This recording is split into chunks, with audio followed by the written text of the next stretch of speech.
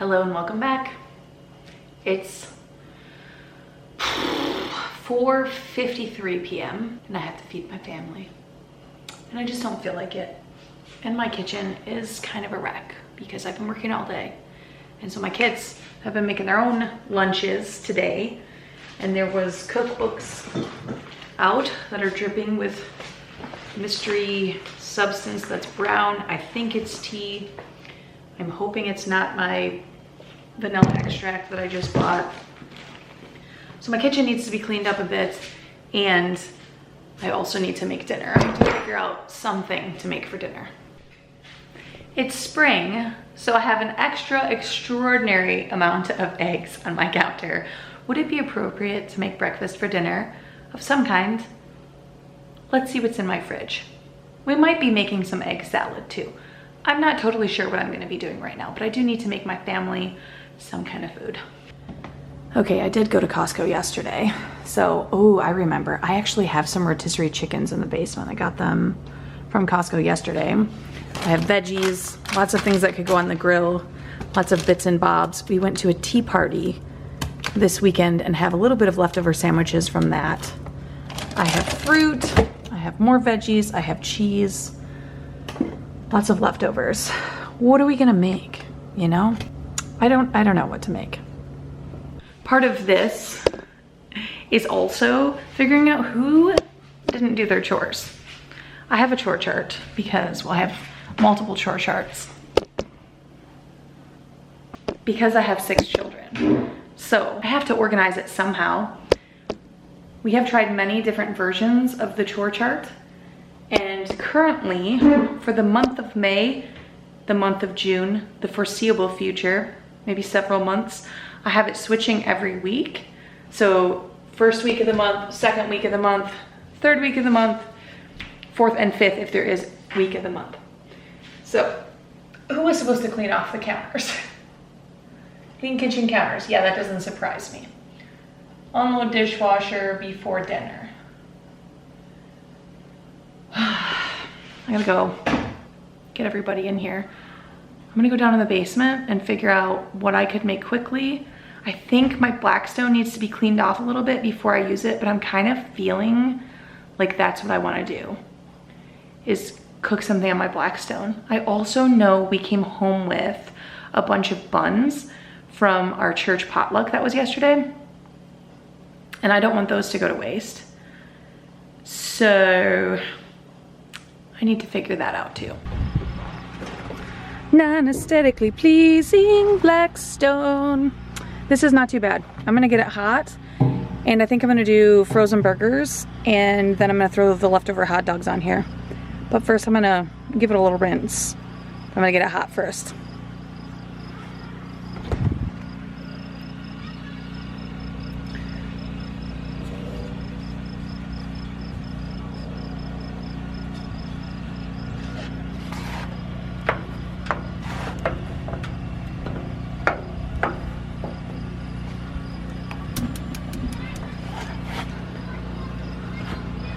For those of us who are hard of hearing, like me, I have to peek in each of the little holes and make sure it's hot. Okay, we're gonna let that heat up and get some clean washcloths. We're gonna rinse it off. I'm gonna go get the burgers. Okay, I know that there's a balance between kids doing what they're supposed to and just having fun in the summer. And I'm like trying to strike that balance, especially as I'm working a lot more. So I'm gonna go do some of the kids' chores, namely laundry. So I decided to cook on my Blackstone this evening, and I'm so glad I got this Blackstone. I really like it. One of the things I don't like about it is how dirty it gets, because it lives outside, and because we live on a country dirt road, there's just a lot of dust. Thankfully, that dust is pretty easy to wipe off and clean off every time I need to use it. But, you know, I just wish it wasn't like that. Anyway, this evening, I ended up deciding to make some of my hamburgers. I had made them in a freezer meal video. No, it wasn't freezer meals. I made them in my Memorial Day hosting prep video. I will leave that linked above if you'd like to watch that. I ended up making way too many burgers for how many people came, and I put all of these burgers in the freezer and had parchment paper in between them. So I was able to pull them right out of the freezer and put them on my Blackstone.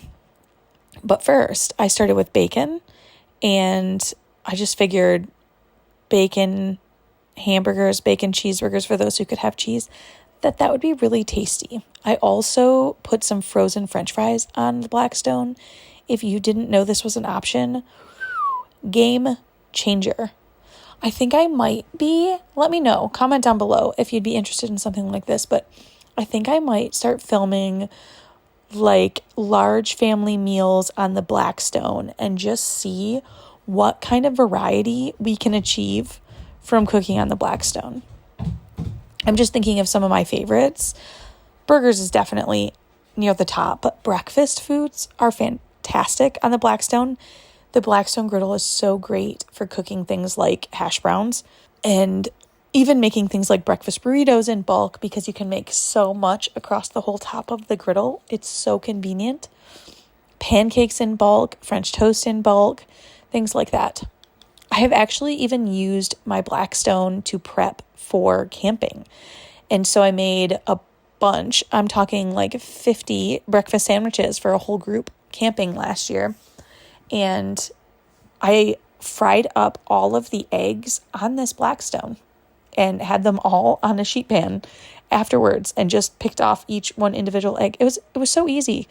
So I'm kind of thinking, what if I explored through all the different things that I could make on this Blackstone? One of my other favorite things to make on the Blackstone is actually fried rice. My husband likes Thai food, and I spent pretty much all of last year trying to perfect the at-home chicken cow pad. And I think I have perfected that recipe as far as it's better than takeout, and that is hard to do.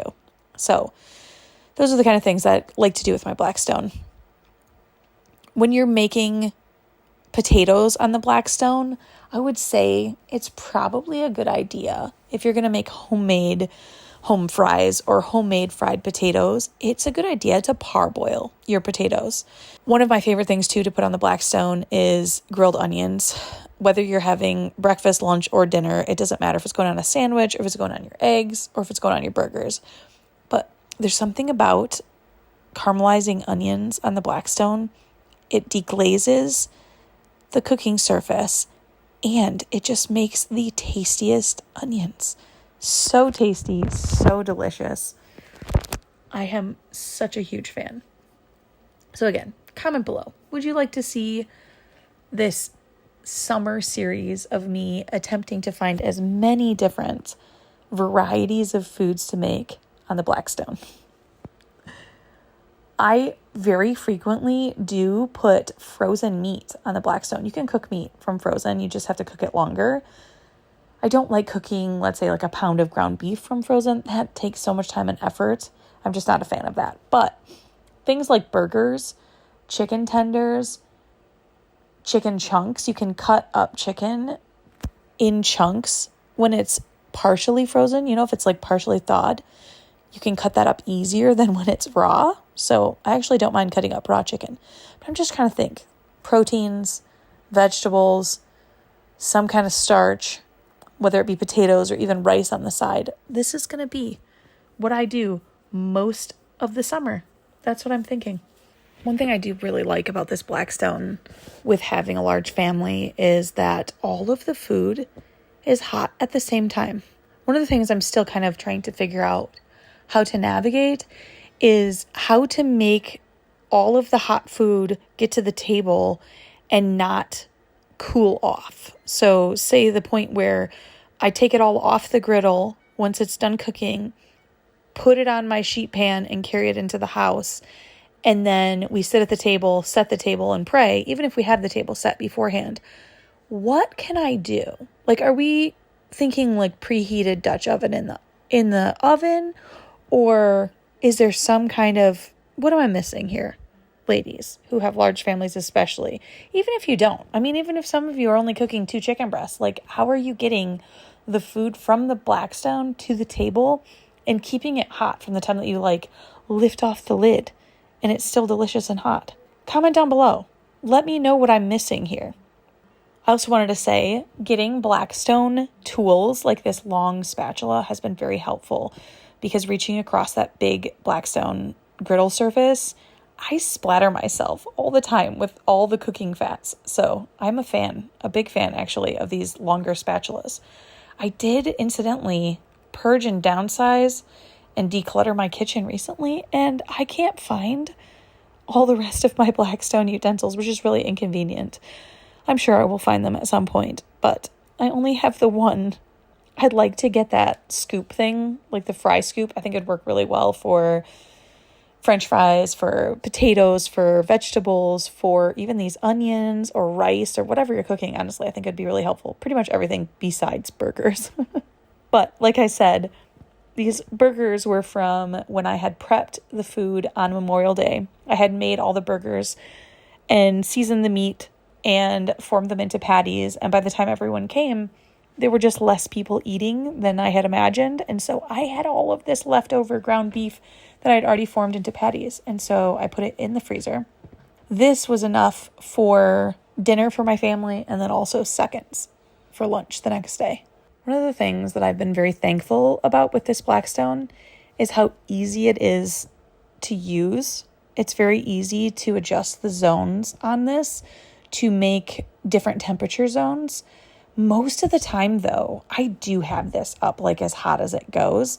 It's actually pretty rare that I have the temperature down, and you can see that my far left burner I have all the way down, but that's the already cooked onions and the already cooked bacon. So we're just keeping that warm. I'm not trying to cook that anymore. I'm wondering, here's another comment below. If you have a Blackstone, is there a way to adjust the BTU? I'm feeling like mine is not hot enough. Like I feel like I can't get the temperature as high as I would like it to cook faster.